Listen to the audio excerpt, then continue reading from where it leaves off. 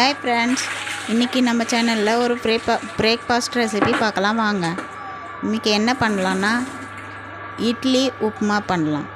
அதுக்கு தேவையான பொருள் உளுத்தம்பருப்பு, கடலைப்பருப்பு, கருவேப்பிலை, வெங்காயம், பச்சை மிளகாய்.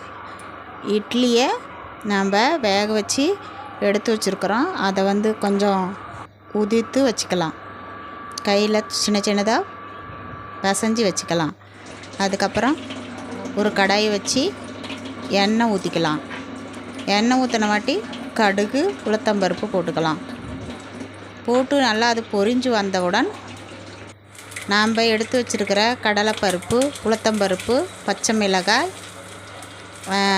வெங்காயம், கருவேப்பிலை எல்லாம் போட்டு நல்லா பொன்னிறமாக வர வரைக்கும் வதக்கிக்கலாம். வதக்கி எடுத்தவுடன் அதுக்கப்புறம் கொஞ்சம் மஞ்சத்தூள், கொஞ்சம் பெருவெங்காயம், கொஞ்சம் தக்காளி, கொஞ்சம் உப்பு இதெல்லாம் போட்டு நல்லா வதக்கிக்கலாம்.